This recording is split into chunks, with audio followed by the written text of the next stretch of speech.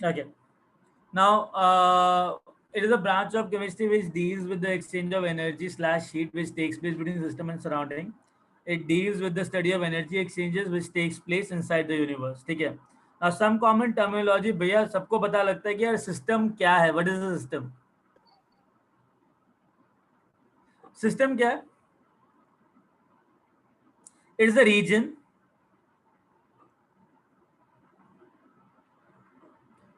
in three-dimension space at which a process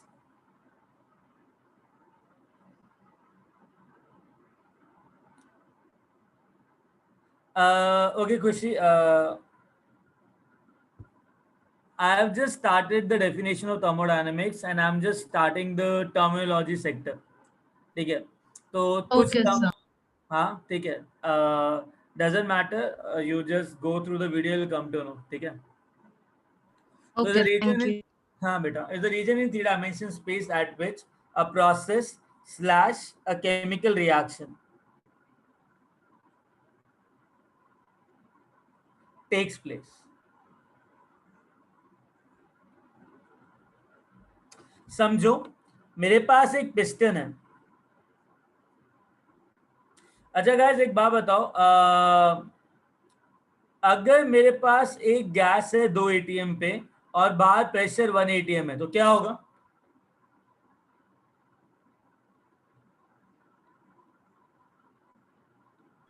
Guys, I have a gas at a pressure of 2 atm and the surrounding pressure is 1 atm. What exactly will happen? Piston ऊपर उठेगा. हाँ जी, piston जरा ऊपर उठेगा. जरा नहीं, बहुत ऊपर उठेगा. कब तक उठेगा? जब तक इसका प्रेशर कितना ना हो जाए. 180. 180. आप बताओ, इसे एक्सपेंशन कहोगे ना? What will call it as? Expansion. Expansion of gas. इस एक्सपेंशन ऑफ गैस को हम प्रोसेस बोलते हैं. एक पर्टिकुलर प्रोसेस हो रहा है. कौन सा? गैसेस एक्सपेंशन और contraction. Getting a point? Yes sir. और ये जो गैस है जो एक्सपैंड कर रही है, तो ये गैस को हम सिस्टम बोलेंगे. क्या बोलेंगे? सिस्टम. हाँ, सिस्टम. एक काम करते हैं, एक कंटेनर लेते हैं. इस कंटेनर के अंदर केमिकल रिएक्शन हो रहा है. A plus b gives product. तो इस कंटेनर में जो केमिकल रिएक्शन है ना, इस केमिकल रिएक्शन को सिस्टम बोलेंगे. अंडरस्टूड?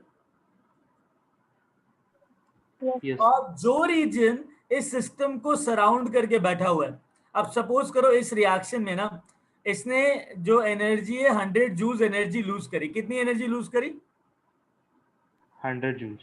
तो 100 जूल ऑफ एनर्जी कहाँ जाएगा? बाहर की तरफ, सराउंडिंग में. राइट. तो जो बाहर है ना उसे सराउंडिंग कहते हैं. क्या बोलते हैं? Surrounding. बात समझ में आई? अगर गैस इस पिस्टन के अंदर है तो इस पिस्टन को सिस्टम बोलेंगे. जो भी रीजन इसको सराउंड करके बैठा है उसको क्या बोलेंगे? Surrounding. Very good. Understood guys? Understood? Yes. या.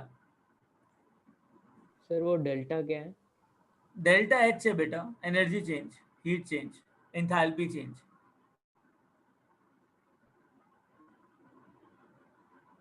Now listen, definition of surrounding.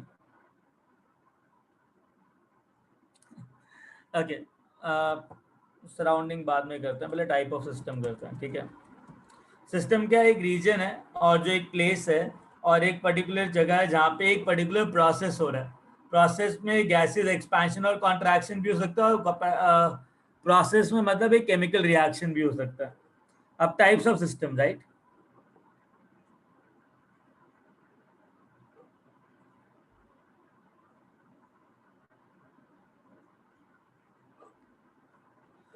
पहला सिस्टम होता है ओपन सिस्टम. क्या होता है? Open system. अब एक काम करो, एक टेबल है, ठीक है, you have a particular table. उस टेबल पे तुमने अ ग्लास ऑफ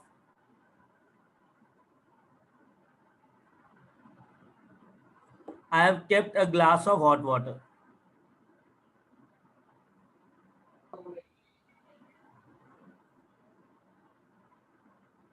अब एक बार बताओ, अगर मेरे पास 100 डिग्री सेल्सियस पे वाटर है तो क्या होगा? बाहर रूम टेम्परेचर है, बाहर का टेम्परेचर 25 डिग्री सेल्सियस है, तो क्या होगा? वाटर कूल डाउन होगा। हाँ, बट ये वाटर क्या कर रहा है सराउंडिंग में? शैले से इस एनर्जी गर्म लूज। पानी में से अगर तुमने गर्म पानी का ग्लास बाहर रख दिया टेबल पे, तो इस गर्म पानी वाले ग्लास में से हीट आ रही है बाहर, यस सर। और ऊपर से कुछ वाटर वेपर भी आ रहे हैं, राइट? Yes sir. तो ये ग्लास ऑफ वाटर क्या कर रहा है? सराउंडिंग के साथ हीट एक्सचेंज भी कर रहा है और मैटर एक्सचेंज भी कर रहा है, right?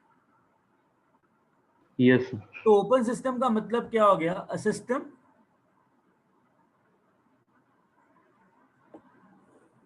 which is exchanging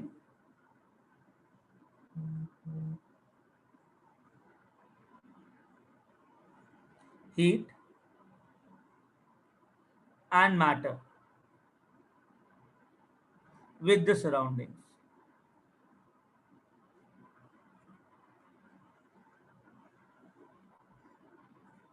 Getting it? अच्छा, एक बात बताओ, सोचना, हाँ, अगर ये भाई साहब हीट दे रहे हैं, तुम ना थोड़ी दूर पे खड़े हो यहाँ पे, और टेम्परेचर है रूम का 25 डिग्री सेल्सियस, जब इस ग्लास ऑफ वाटर ने हीट दिया, क्या तुमको गर्मी लगेगी क्या इसकी वजह से? नहीं नो सर। हाँ जी? नहीं नो सर।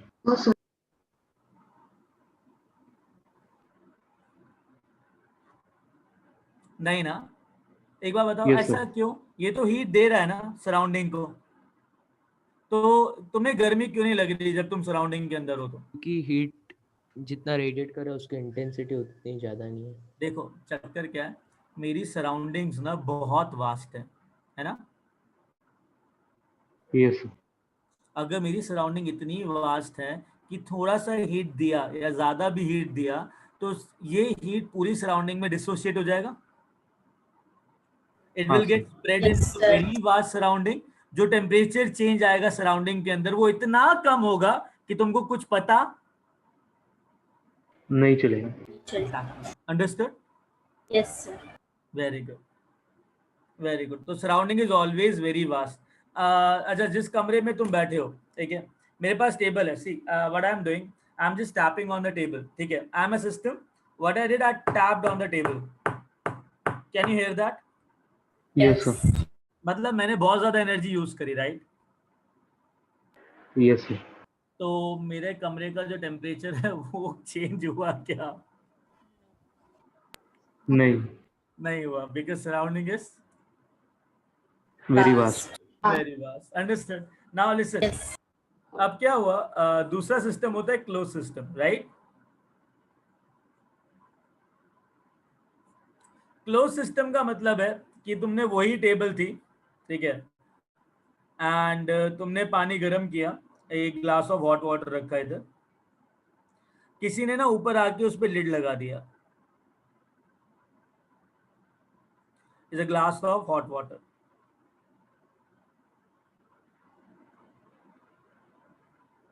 अब क्या होगा?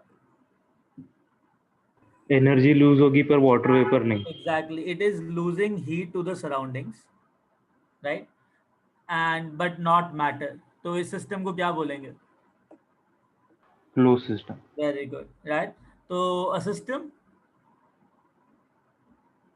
which will exchange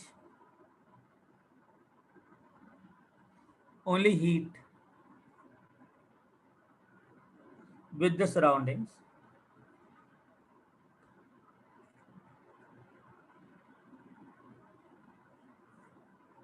but not matter,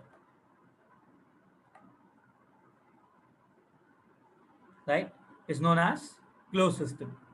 Now एक system होता है isolated system, right?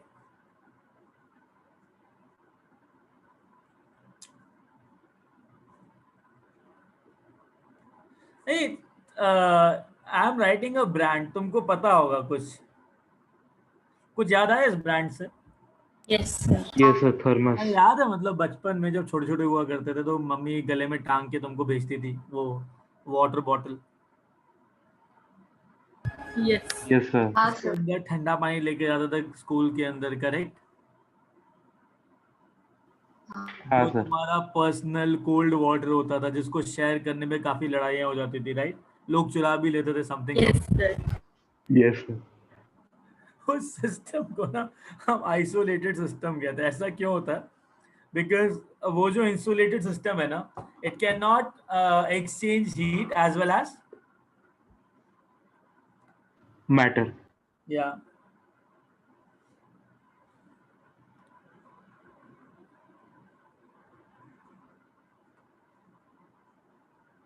and matter with the surroundings, right?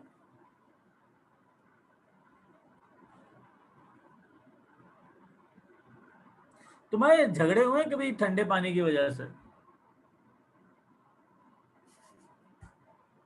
अरे हुए कि नहीं हुए? Guys I am audible? ज्यादा नहीं. ज्यादा नहीं, मतलब हुए हैं ना? हाँ. हाँ, that was like my water your water something something, right? अब जब सोचोगे उस चीज को कितना वियर्ड लगेगा ना, हाँ सर. क्या था यार वो, राइट? चलो एनीवेज, डन, समझ में आया सिस्टम? Yes, sir. या now what is surrounding?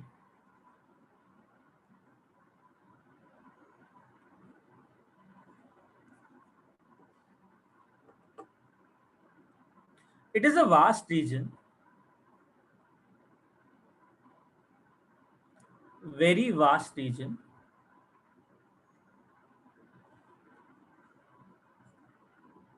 which is encapsulating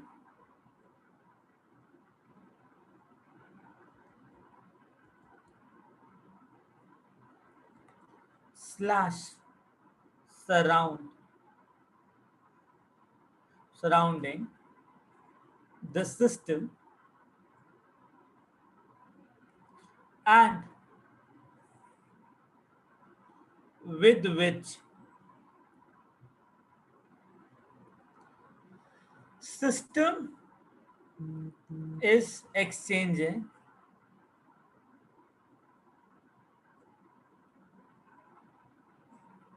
energy. Understood? Understood? Yes, sir. Now understand one more thing. For a very large change in the system, the corresponding change in the surrounding is what? Very low. Exactly.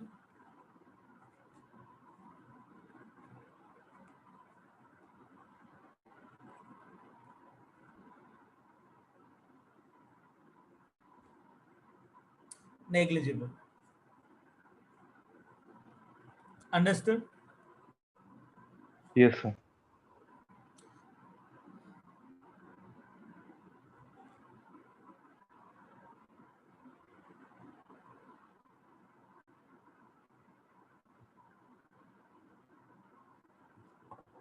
Done? Yes, sir.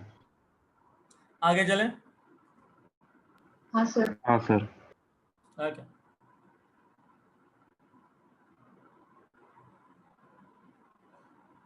Clear? Yes, sir. Okay, now listen. A particular thing is known as boundary. समझो इस चीज को, ये system था, ये surrounding था, ये जो ग्लास का सरफेस है ना, इसको क्या बोलेंगे? बाउंड्री, क्योंकि इसके बाउंड्री पे ही हीट एक्सचेंजेस हो रही हैं, right? Yes, sir. Very good. एक पिस्टन के जो आउटर मोस्ट सरफेस है इसको क्या बोलेंगे? बाउंड्री। इस कंटेनर जहां पे रिएक्शन हो रहा है उस कंटेनर के इंटरफेस को क्या बोलेंगे? बाउंड्री। इस सरफेस को बाउंड्री कहेंगे, ठीक है। Now understand what do you mean by a boundary? It is an interface,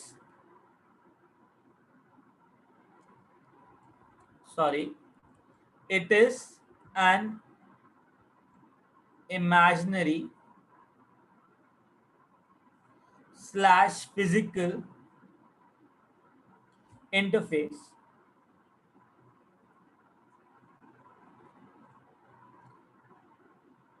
between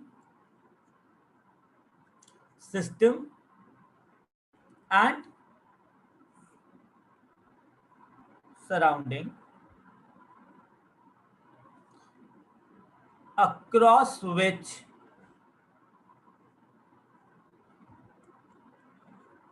energy exchanges takes place. Agreed? Yes, sir. One second. Energy exchange takes place.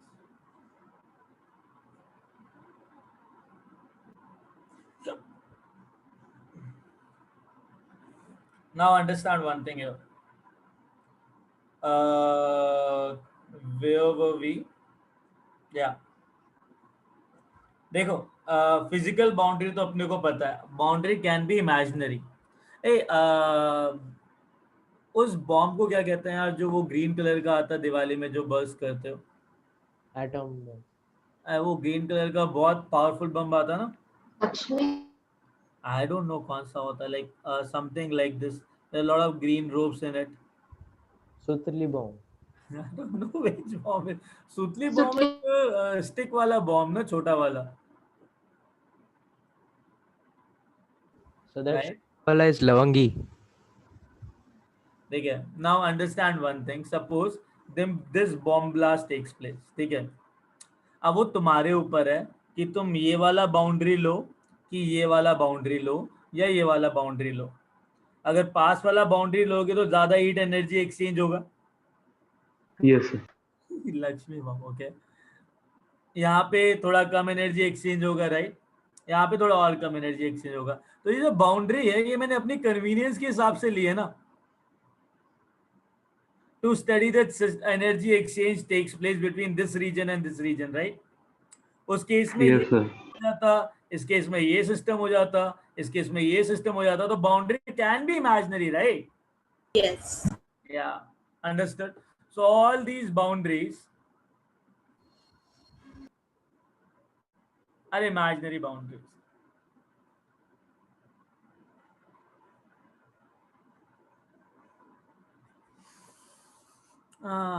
सुतली bomb, Lakshmi bomb, इसको सुतली bomb तो नहीं कहते। सुतली bomb is like a very small वाला bomb, right?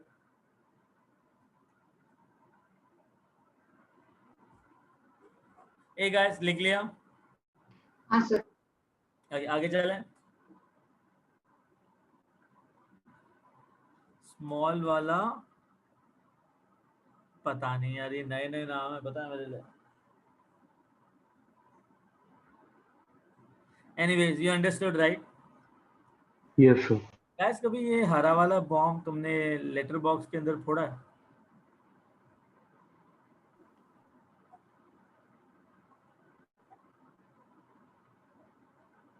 कभी ऐसा किया? अर्दन पॉट के अंदर फोड़ा? नहीं। हाँ Niranjan, that is good. I am talking about childhood, not right now.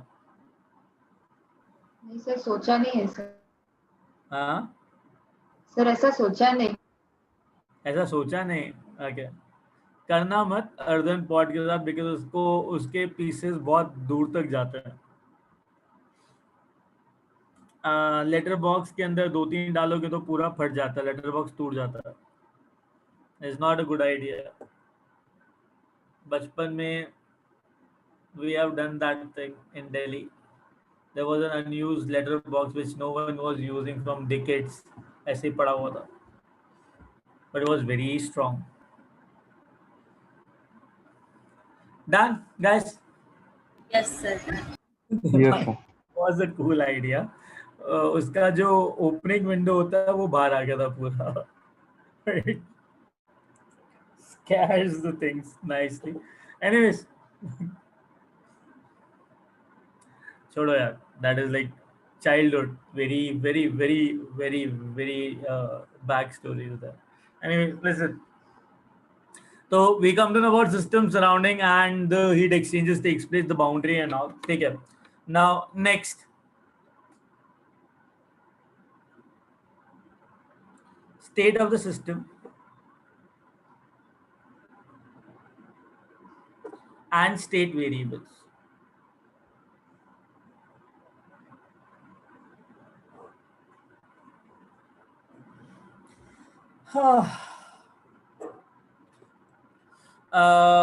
The variables which will reveal all the information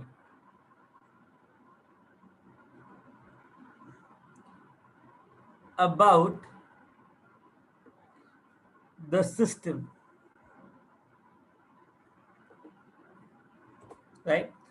The variable which will reveal all the information about the system, that is, reveal the characteristics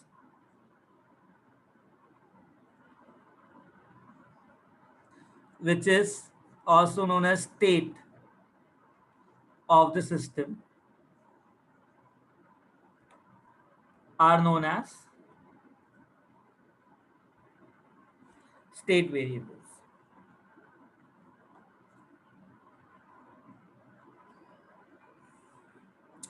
For example,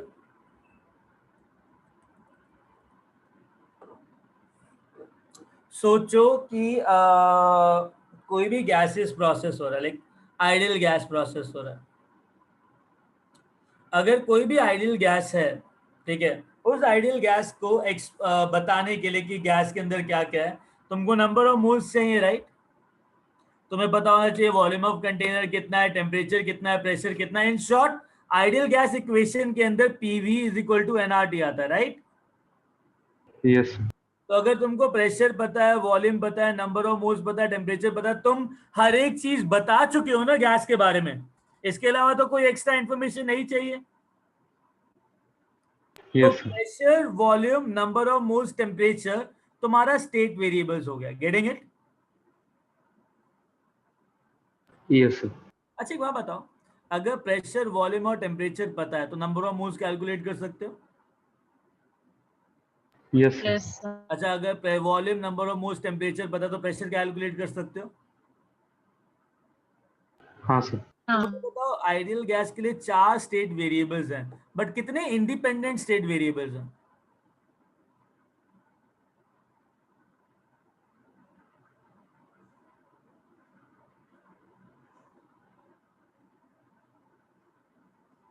अगर मेरे पास 3 state variables पता हो तो मैं चौथा उससे calculate कर सकता हूं, राइट? Yes, sir. तो मतलब चौथा वेरिएबल जो है वो 3 पे डिपेंड करेगा, करेक्ट? हाँ sir. कितने इंडिपेंडेंट स्टेट वेरिएबल्स हुए?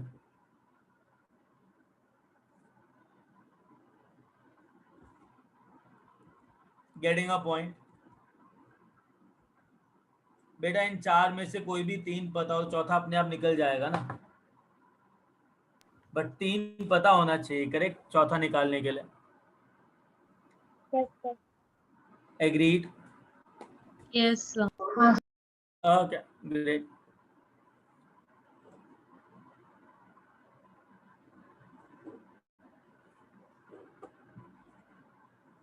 अगर रियल गैस हो तो रियल गैस के लिए कौन सी इक्वेशन यूज होती है गाइस?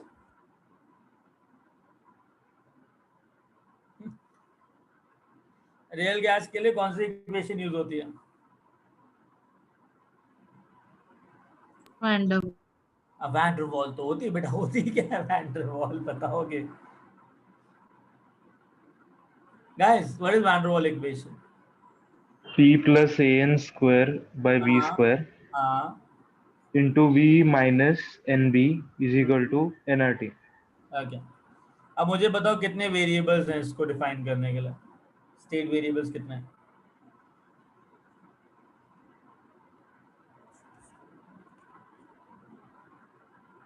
कौन कौन से वेरिएबल अपने को पता होना चाहिए किसी गैस के लिए?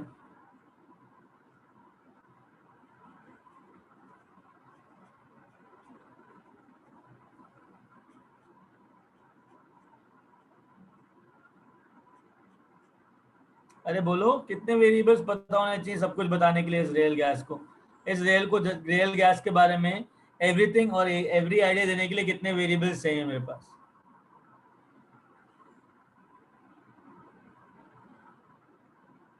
अरे रियल गैस को इक्वेशन को, हाँ खुशी ध्यान से सोचो, प्रेशर चाहिए, नंबर ऑफ मोल्स चाहिए, वॉल्यूम चाहिए, टेम्परेचर चाहिए, ए भी चाहिए और बी भी चाहिए, राइट? बिकॉज ए और बी जो है वो हर एक गैस के लिए अलग अलग होता है। एग्रीड?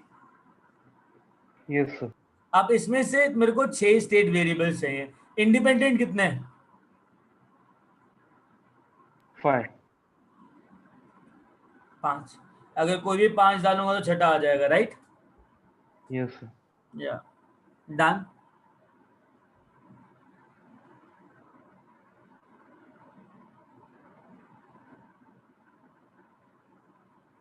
लिख लिया? समझ में आया state of the state variables का मतलब क्या होता है? ऐसे वेरिएबल्स जो एक पर्टिकुलर सिस्टम का स्टेट डिफाइन करें उसे स्टेट वेरिएबल्स कहते हैं। Understood? Yes, sir. Yes sir. Okay, तो आगे चलें। लिख लिया इतना? नहीं सर। ऊपर स्क्रॉल करना है क्या?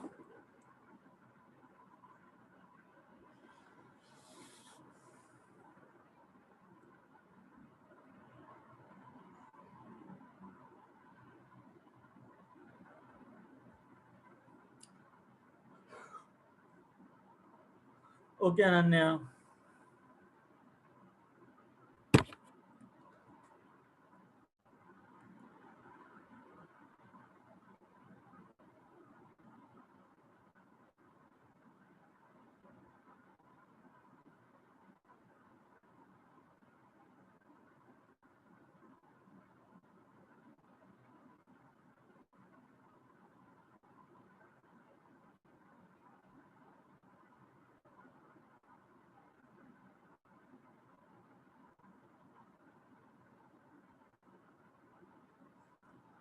Okay Devangi.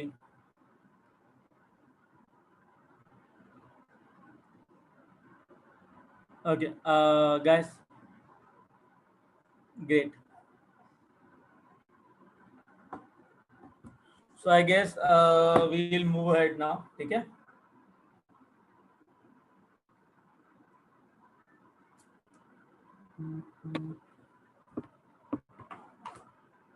Yeah. Now, listen.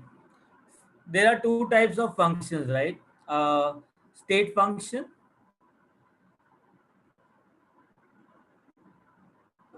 and path function.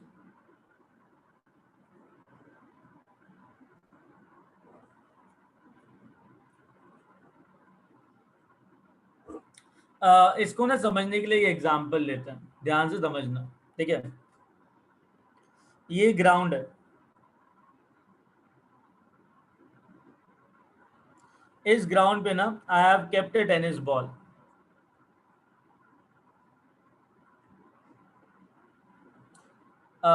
I'm just keeping a particular height here.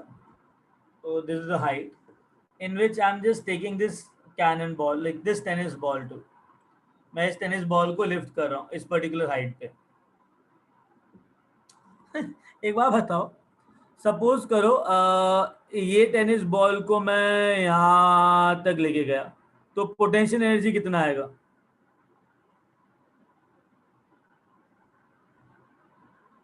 Baba gain in potential energy कितना होगा?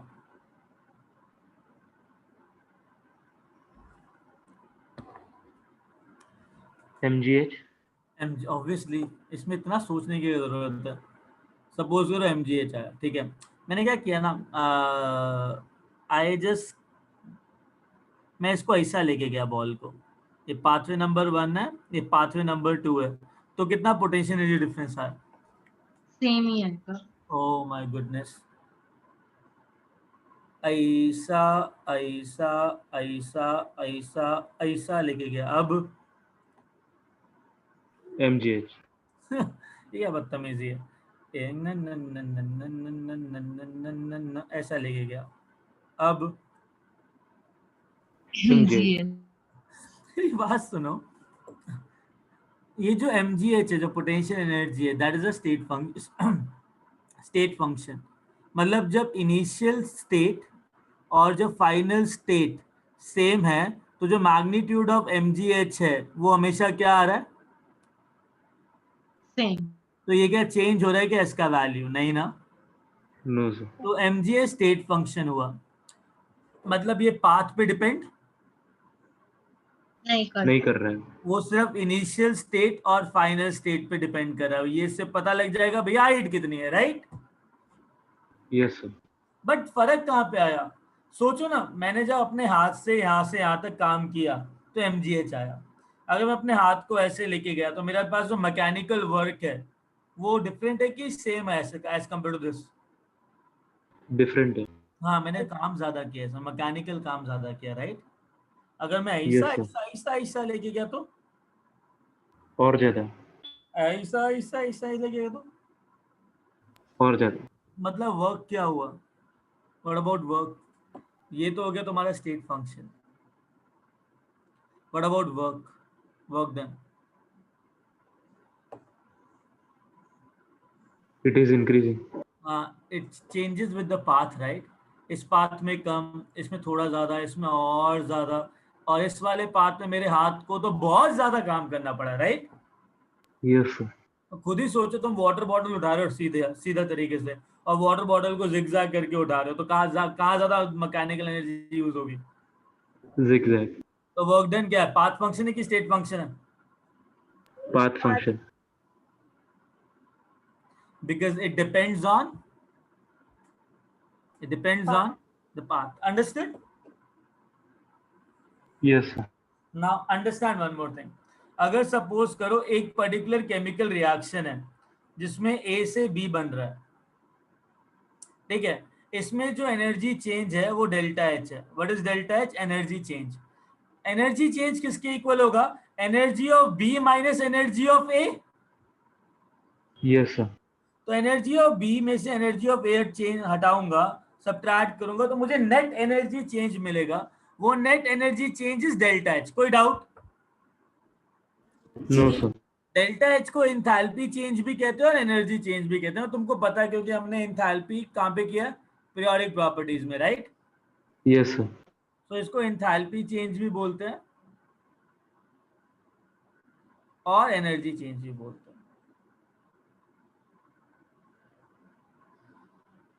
मैंने क्या किया, इसी प्रोसेस को ना दूसरे पाथवे से किया, इस पर्टिकुलर केमिकल रिएक्शन को दूसरे पाथवे से किया। मैंने क्या किया, ए से पहले सी बनाया, सी से पहले बाद में डी बनाया और डी के बाद बी बनाया। जब ए से सी बनाया तो एनर्जी चेंज डेल्टा H1 आया, सी से डी बनाया तो एनर्जी चेंज डेल्टा H2 आया, डी से बी बनाया तो एनर्जी चेंज डेल्टा H3 आया। एक बात बताओ, फाइनली क्या बन रहा है? B. कहां से बन रहा है? A to C to D to energy B. Change क्या होगा? Energy of b minus energy of a only. Yes, sir. चाहे मैं प्रोसेस ऐसे करूं, चाहे मैं प्रोसेस ऐसे करूं, जो ये वाला एनर्जी चेंज है पूरा, वो इसी एनर्जी चेंज के इक्वल होना चाहिए, हाँ या ना? हाँ sir. So this enthalpy change is nothing but a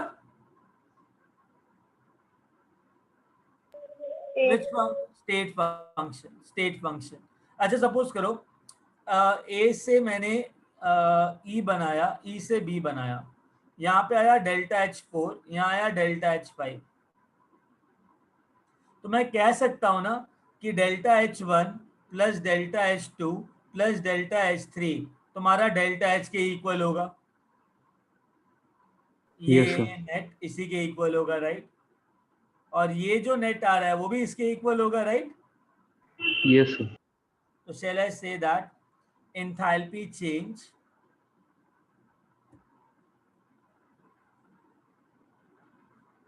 is a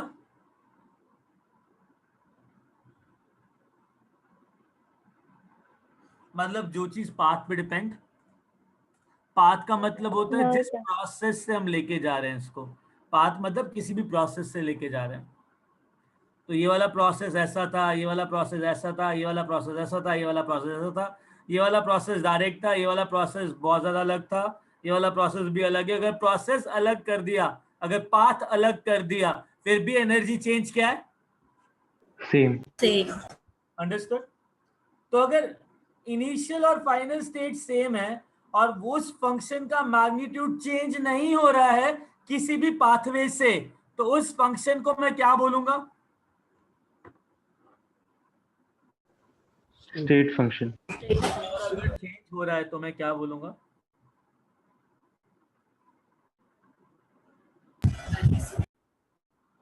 अरे तो क्या बोलूंगा? Path function. Path function. Understood?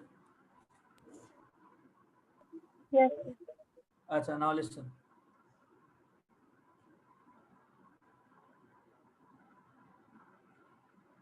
The function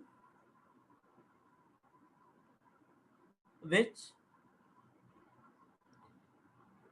depends only on final and initial state of the system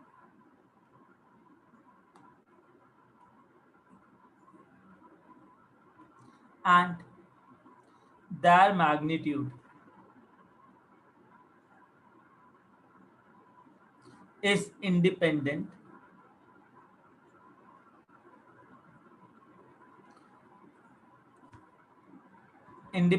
on the nature of path slash process by which the change is brought to the system.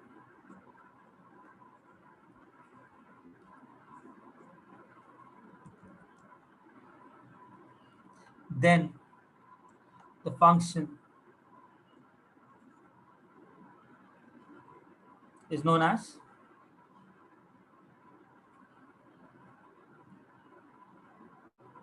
State function. Agreed? Example: delta H, delta S, delta U, delta G क्या होता है बाद में बताऊंगा, बस अभी लिख लो। Getting it? अच्छा एक बात बताओ, अगर फंक्शन सिर्फ स्टेट वेरिएबल पे डिपेंड करता है, समझना, जब फंक्शन स्टेट वेरिएबल पे डिपेंड करेगा और initial and final state same है और उसका मैग्नीट्यूड सेम है, तो क्या बोलेंगे उसको? गैस क्या बोलेंगे? गैस क्या बोलेंगे?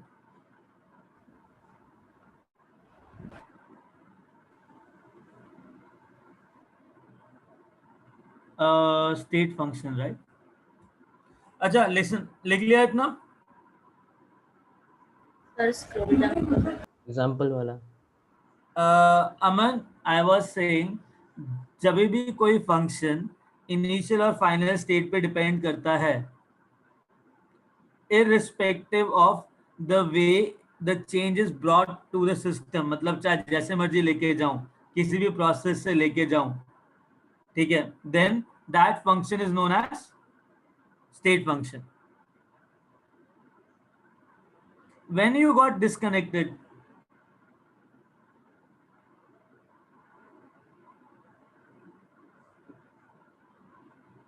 this page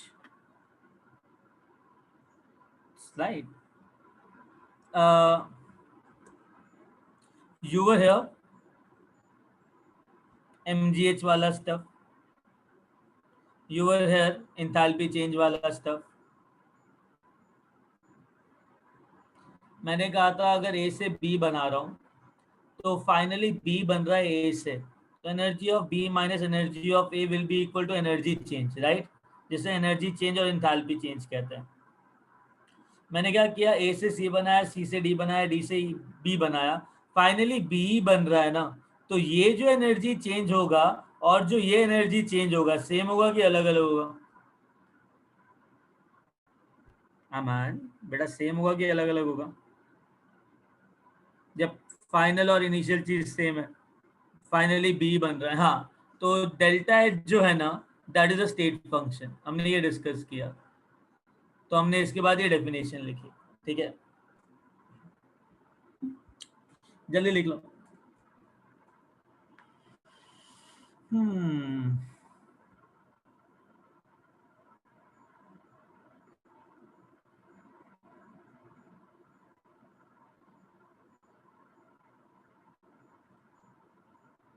आगे देवांगी, ये डोंट तो बर्स्ट वो that kind of. Delta U है क्या? हाँ डेल्टा यू है, इसे इंटरनल एनर्जी चेंज कहते हैं. बाद में बताऊंगा क्या क्या नहीं है. ठीक है, ओके. आगे चलें. Yes. Okay, now listen. path function, what are path function?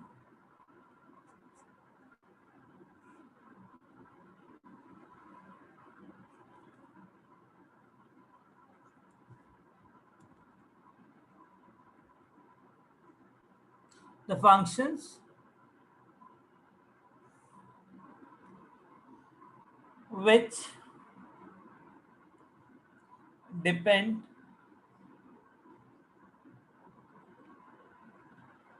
on the nature of process slash path by which the change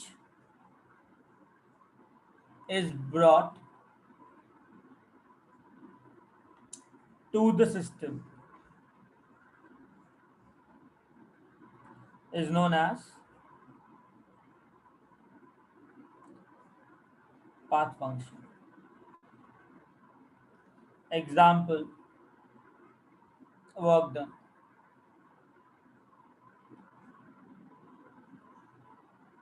और एक और चीज, स्टेट फंक्शन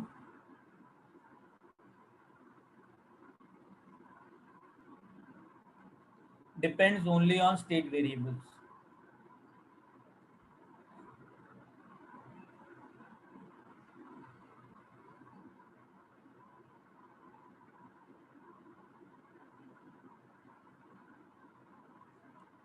Guys लिख लो.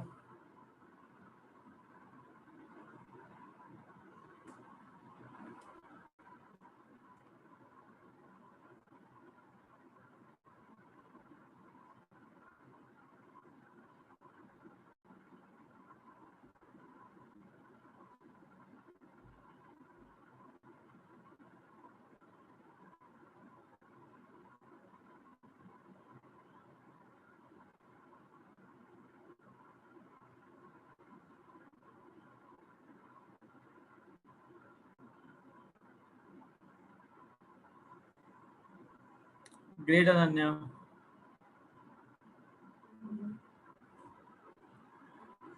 Great.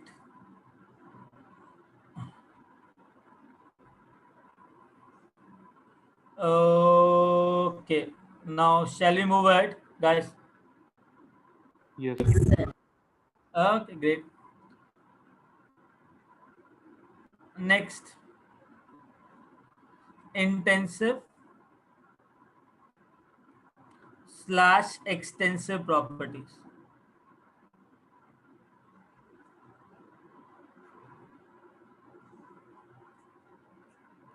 Right. Now, पहला intensive properties.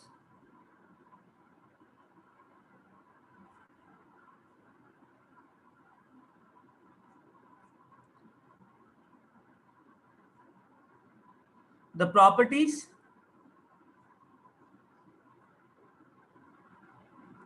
which are independent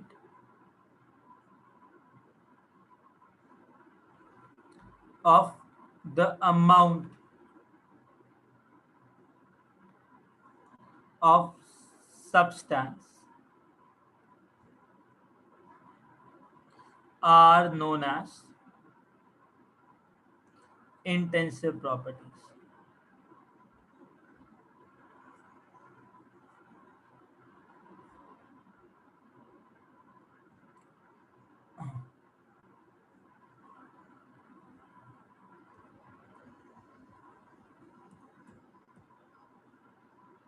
Extensive properties.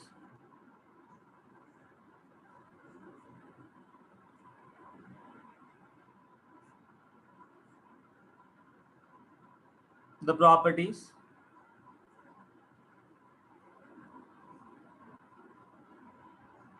which depends on the amount of substance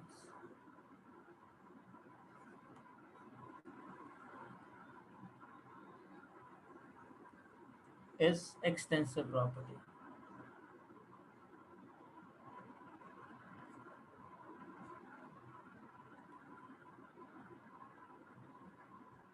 Okay. Now, question. Identify the properties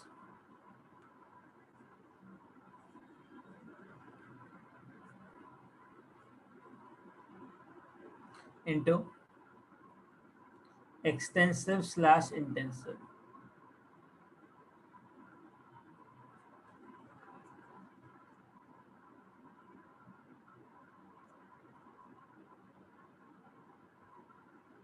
पहला pressure, दूसरा volume, तीसरा number of moles, चौथा temperature, पांचवा refractive index,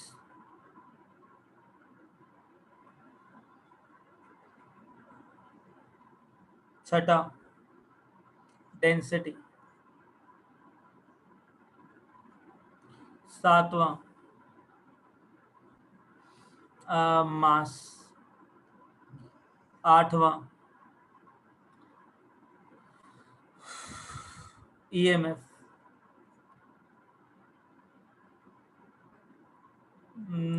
EMF अभी नहीं, आठवां heat capacity,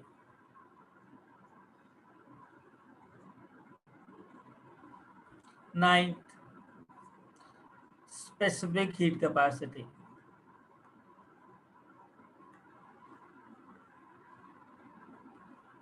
10th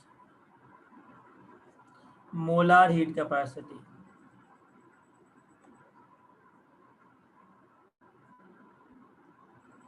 11th enthalpy change,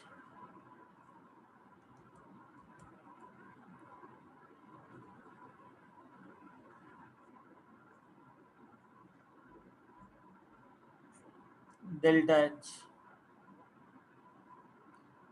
12th standard enthalpy change,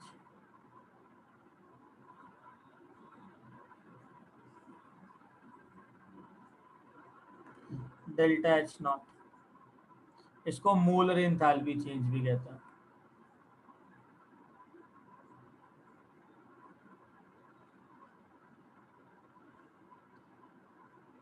internal energy change,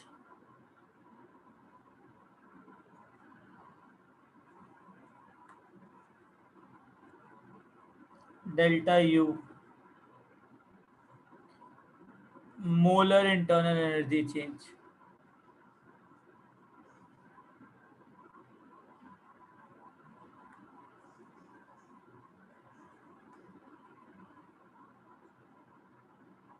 delta U not.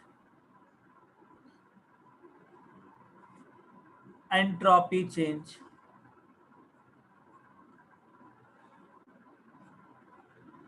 Delta S standard entropy change,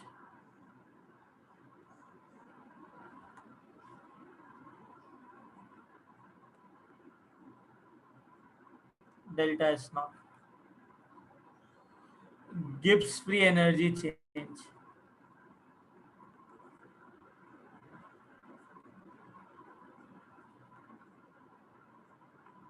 delta G standard Gibbs free energy change,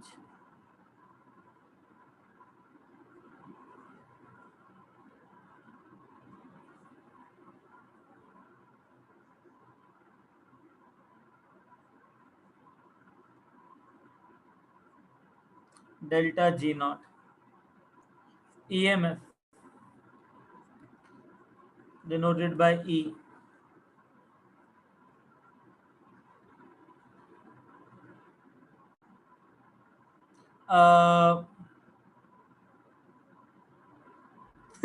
दिमागी बहुत है बहुत। आगे start करें। सब सिंपल है। देखो तुम्हें EM चीजें तोड़ने में व्हाट EMF का क्या था? E ना? इलेक्ट्रोमोटिव फोर्स, इलेक्ट्रोमोटिव फोर्स, ठीक है। अच्छा मुझे एक बात बताओ, तुमको चीजें तोड़ने में बहुत फील आती है ना? Mind is very destructive right? अरे हाँ या ना? पहले जमाने में ना वो LED की जगह ना, अभी भी आता है गैस, ग्लास बल्ब आते थे right? Have you ever actually by mistake or by deliberately, if you have actually played with it? अरे the thing is whenever you break a thing it gives a satisfaction to you, इसका ये मतलब नहीं सबको तोड़ दो, getting a point? Yes, sir. हाँ, अब चक्कर क्या है इसके अंदर भी ना, अगर एक्सटेंसिव और इंटेंसिव के प्रॉपर्टीज के बीच में अगर तुमको डिफरेंशिएशन चाहिए तो you start trying to divide the things और उनको तोड़ दो। फॉर एग्जाम्पल जिस कमरे के अंदर तुम बैठे हो उस कमरे को ना इमेजिन करो तुमने बहुत रैंडम जगह में डिवाइड कर दिया, रैंडम प्लेस में तुमने उस रूम को डिवाइड कर दिया। तो क्या हर एक जगह पे जो जो तुमने डिवाइड किया है प्रेशर सेम है कि अलग अलग है?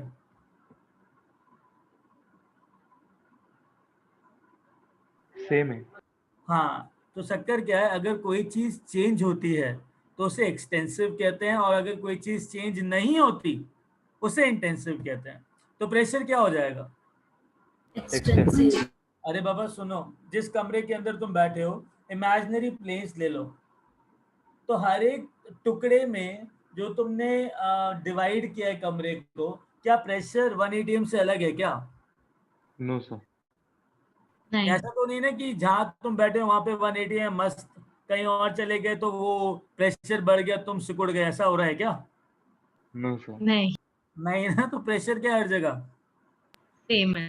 हाँ, तो Same. इंटेंसिव बोलते हैं, जो चीज चेंज नहीं होती that is intensive, getting it? अब तुम जिस कमरे के अंदर बैठे हो उसका कुछ वॉल्यूम है, जब तुमने कमरे को डिवाइड कर दिया तो हर एक पार्ट का वॉल्यूम चेंज है कि इनिशियल जितना ही है? Same. Change Same. हो। चेंज हो रहा है ना, तो उसको क्या बोलूं मैं? Extensive. Expanse. Extensive, getting a point? Yes. Yes sir. अच्छा तुमने 40 ग्राम NaOH लिया, 40 ग्राम NaOH लिया जो 1 मोल है। अब तुमने उस NaOH को फर्दर डिवाइड कर दिया तो हर एक पार्ट के जो नंबर ऑफ मोल्स होंगे सेम होंगे कि अलग अलग होंगे? सेम। अरे बाबा, इनिशियल 1 मोल था, जब तुमने उसको डिवाइड किया तो जो पीसेस नए नए बने उनके भी नंबर ऑफ मोल्स 1 मोल है क्या? नहीं. नो नहीं सर। ना, अलग हो गए कि चेंज हो रहे हैं कि सेम ही रह रहे हैं हर एक? अलग हो गया.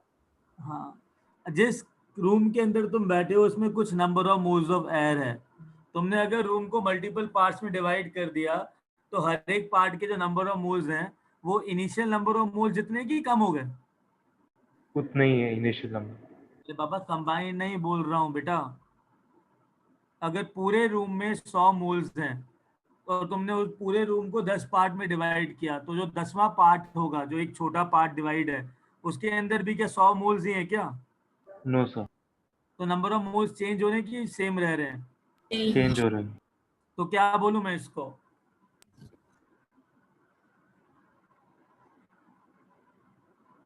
समझ में आया? Yes sir. Yes. Very good. Temperature, तुम जिस कमरे के अंदर बैठे हो उसको बहुत सारे पार्ट्स में डिवाइड कर दो, हर जगह पे टेम्परेचर सेम है कि अलग अलग है? सेम। ये तो क्या बोलूं मैं इसको? Intense. इंटेंस। एक गिलास का टुकड़ा लिया, उसको बहुत सारे पार्ट में डिवाइड कर दिया, तो सबका रिफ्रैक्टिव इंडेक्स सेम है कि अलग अलग है? Same. सेम है। सेम है, तो क्या होगा वो? Intense. Okay. Density, Intense. Intensive, because getting a point. Density क्या होता है? Mass by volume, right? Yes sir. Mass जो है वो एक्सटेंसिव है, राइट? वॉल्यूम क्या है? Extensive, right? Extensive by extensive क्या होता है? Intensive. जब तुम दो एक्सटेंसिव क्वांटिटीज को डिवाइड करते हो, so I will be getting an intensive quantity. Getting my point? Very good. Now चलो ग्रेट, आगे चलें। Yes sir. मास, मास बताओ, mass. Extensive. Very good. Intensive की एक्सटेंसिव? एक्सटेंसिव। ऑब्वियसली, अगर 1 किलो का केक लो, उसको डिवाइड कर दो बहुत सारे, तो हर एक का मास क्या होगा? अलग अलग अलग। होगा कि 1 किलो के इक्वल होगा? Color. अलग। ओके, आगे चलें। ओके ना, what is heat capacity form definition? Heat capacity का डेफिनेशन होता है, it is the amount of heat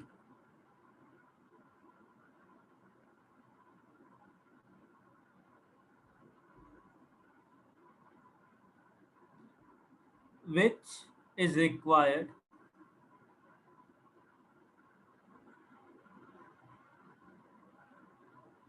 to increase the temperature of a substance by 1 degree Celsius or by 1 Kelvin. Getting it? अगर मैं इस definition को formula में लिखूं तो कैसे लिखेंगे? हीट कैपेसिटी का सिंबल होता है C, तो heat capacity is equal to the amount of heat required to increase the temperature by 1 Kelvin. Getting a point?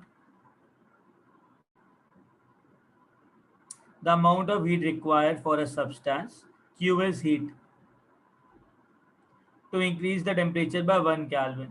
मतलब अगर 100 जूल से 10 केल्विन राइज हो रहा है, तो 1 केल्विन कितने जूल से राइज होगा? Right? Yes. So this is what dt, 10 Kelvin rise in temperature is T2 minus T1, right? dt. तो तुमने क्या किया? Q by dt किया कि नहीं किया? तो the amount of heat required to increase the temperature by 1 degree Celsius or 1 Kelvin. Getting it? ये डेफिनेशन क्लियर है? हाँ sir. आगे चलें। अब मुझे क्या बताओ, सोचो मेरे पास एक ब्रिक पड़ा है, अर्दन ब्रिक है। अगर इस अर्दन ब्रिक को 10 जूल लगते हैं तो increase the temperature by 1 kelvin, तो अगर मैंने 2 ब्रिक ले लिया तो दोनों ब्रिक को अगर 1 डिग्री सेल्सियस से बढ़ाना है तो कितना जूल्स देना पड़ेगा? 20. हाँ, तो मतलब ये अमाउंट पे डिपेंड कर रहा है कि नहीं कर रहा है? कर रहा है. तो क्या बोलूँ मैं इसको? Extensive. तो अगर एक ब्रिक को 10 चाहिए तो दो ब्रिक को मिला के 20 चाहिए, तब जाके दोनों ब्रिक का 1 डिग्री सेल्सियस बढ़ेगा। Yes. तो हाँ, तो पहले अगर एक ब्रिक की बात करूं तो 10, अगर मास डबल कर दिया तो हीट कैपेसिटी बढ़ गई ना। Yes, sir. Very good. तो दैट इज एक्सटेंसिव और इंटेंसिव? Extensive. Extensive. अंडरस्टूड है ना? Yes, sir. Very good. अब स्पेसिफिक हीट कैपेसिटी का मतलब क्या होता है? स्पेसिफिक हीट कैपेसिटी को एस से डिफाइन करते हैं। तो specific heat capacity is the amount of heat required per unit mass, मतलब पर ग्राम और per kg, to increase the temperature by 1 kelvin. Getting a point? तो it is the amount of heat required to increase the temperature by 1 degree Celsius or by 1 Kelvin per unit mass, और that is पर KG और पर ग्राम। ठीक है, मतलब एक बात बताओ, अगर मेरे पास एक ब्रिक है ना, समझना, एक ब्रिक है, तो इस ब्रिक के 1 ग्राम को लिया मैंने, कितना लिया? 1 gram. स्पेसिफिक हीट निकालनी है ना, तो स्पेसिफिक हीट या तो 1 ग्राम के लिए निकालो या 1 किलोग्राम के लिए निकालो। तो 1 ग्राम ब्रिक का टेम्परेचर 1 डिग्री सेल्सियस बढ़ाने के लिए मुझे जो एनर्जी चाहिए वो चाहिए 100 जूल्स। कितना चाहिए? 100 joules. एक बात बता, अगर मेरे पास दो ब्रिक्स हैं, अगर दो ब्रिक्स लगा दी मैंने साथ में, तो अगर इसकी heat capacity, specific heat capacity निकालनी है, तो इन दोनों ब्रिक में से कितना ग्राम लूंगा बाहर?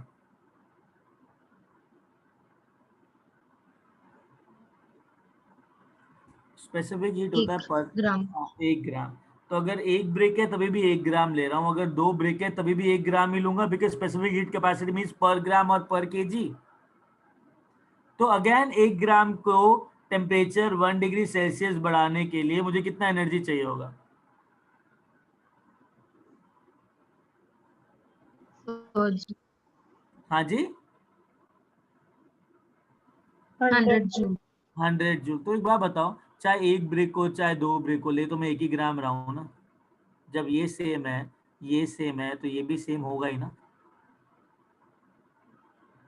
तो Yes, sir. Specific heat capacity क्या मास पे डिपेंड कर रही है, क्या अमाउंट पे डिपेंड कर रही है क्या? No, sir.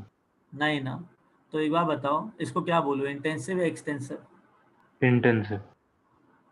तो Q by d T is heat capacity. Heat capacity जो था वो C था, करेक्ट? Yes, sir. M क्या है? मास। मास भी, मास जो है Q बाई टी C, ये एक्सटेंसिव है, ये भी एक्सटेंसिव है। तो एक्सटेंसिव बाय एक्सटेंसिव क्या होगा? Intensive. समझ में आई बात? मोलर हीट कैपेसिटी का सिंबल होता है Cm। इसका मतलब होता है it is the amount of heat required per mole to increase the temperature by 1 kelvin. Getting it? Per gram की जगह क्या Yes, आएगा? sir. पर। Mole. Very good. तो एक बात बताओ, एक ब्रिक लो या दो ब्रिक लो, एक ब्रिक भी लोगे तो इसका 1 मोल निकालोगे, Yes, sir. दो भी लोगे तो भी इसका 1 ही मोल निकालोगे, राइट? तो इसका 1 मोल का, इसका 1 मोल का टेम्परेचर 1 डिग्री सेल्सियस बढ़ाने के लिए जो हीट है वो सेम होगी कि अलग अलग होगी? Same होगी. Same. सेम होगी। तो again Q by d T क्या था? Heat capacity. E number of moles क्या है? E बाई E क्या हो गया? I. Getting it? Yes, sir. आगे चलें। I guess enthalpy change, standard enthalpy change, ये नेक्स्ट क्लास में करेंगे, ठीक है? Getting it? Yes, sir. Okay. So लिख लिया ये? Yes, sir.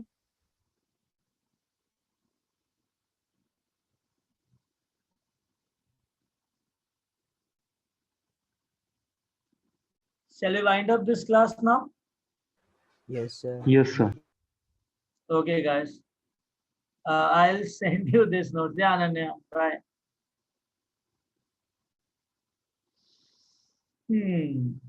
Bye, sir. Bye, beta.